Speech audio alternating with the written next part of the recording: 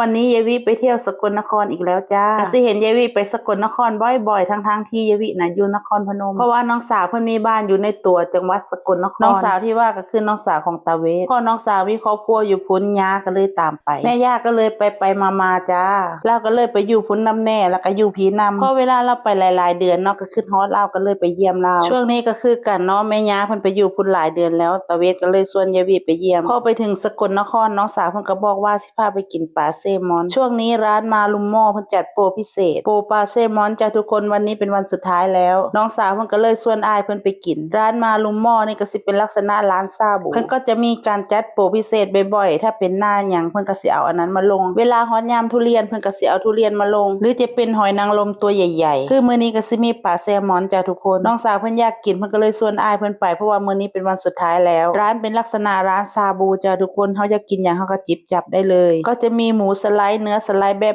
บางๆแซ่บๆเลยจ้าหรือจะเป็นแบบกุ้งดองก็มีเด้อแบบตำยำก็มีจ้าตำยำปลาแซลมอนตำยำกุ้งดองหรือว่าจะเป็นกุ้งแม่น้ำตัวใหญ่ๆก็มีชุดแรกที่มาก็คือตำยำปลาแซลมอนจ้าทุกคนใส่น้ำปลาร้าน้ำแซ่บตะเวทบ่ต้องบอกเลยเด้อจ้าทุกคนกินเอาเบิ่งในแม่ห่อว่าซ่านกุ้งดองของเขาอร่อยมากจ้าทุกคนแล้วก็ตำยำนี่หั่นแซ่บเว้าก็เว้าเนาะยายวีบ่ถนัดเลยเรื่องกินปลาแซลมอนยายวีบ่มักกินปลาดิบเวลาเฮากินเข้าปากเลยคิดว่ามันเป็นปลาดิบก็เลยบ่ค่อยมักกินปานใดก็เลยมื้อนี้ลองกินตำยำปลาแซลมอนเบิ่งรู้สึกว่ามันแซ่บดีแล้วก็บ่คาวนำเพิ่นตำออกรสจัดจ้านจักหน่อยเนาะมันก็เลยบ่คาวแล้วก็แซ่บพร้อมวันนี้ก็เลยจะตักพวกชาบูมากินด้วยเพราะว่าเห็นเนื้อหมูสไลด์ติดมันบางๆเป็นตาแซ่บ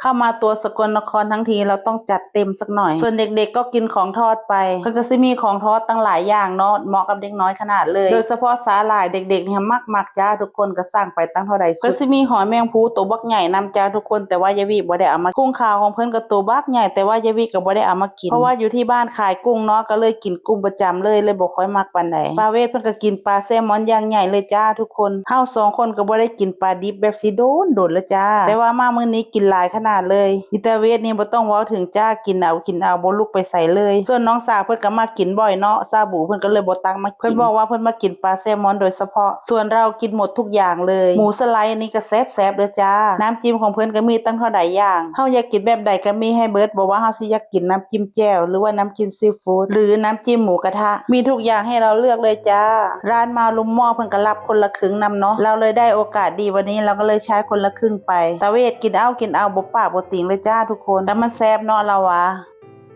รอสักพักหนึ่งปลาแซลมอนจานใหญ่ก็มาแล้วก็สิมีปลาแซลมอนแล้วก็มีตำยำหอยนางรมแล้วเราก็สั่งตำยำปลาแซลมอนมาอีกจ้ากินไปทั้งเบิด2 จานเลยพี่น้องเอ้ยแซ่บหลายถ้าเวลาเพิ่นจัดโปรพิเศษแบบสีมันก็สิเป็นราคาพิเศษถ้าแม่นเฮาสิกินซาบูธรรมดามันก็สิเป็นราคาแค่ซาบูวันนี้เรามากินแบบพิเศษหน่อยเนาะเพราะว่าเฮาตั้งใจสิมากินปลาแซลมอนถึงแม้ว่ามันสิแพงในจักหน่อยก็ถือว่าคุ้มจ้าในร้านมีอะไรเราก็สั่งได้ไม่อั้นจ้าทุกคนเฮากินได้เบิดทุกอย่างเลยเขาก็จะมีการจัดโปรพิเศษบ่อยๆเฮาก็เบิ่งเนาะว่าเฮาอยากกินหยังอันไหนที่เราชอบมาเราก็จัดไปเลยจ้าทุกคนมาลุมหม้อวันนี้ก็ถือว่าผ่านจ้าเดี๋ยวจะมาอีกนะขอตัวกินก่อนนะจ้าทุกคนมีแต่ของแซ่บๆปานนี้แค่นี้เด้อจ้าบ๊ายบายสวัสดีจ้า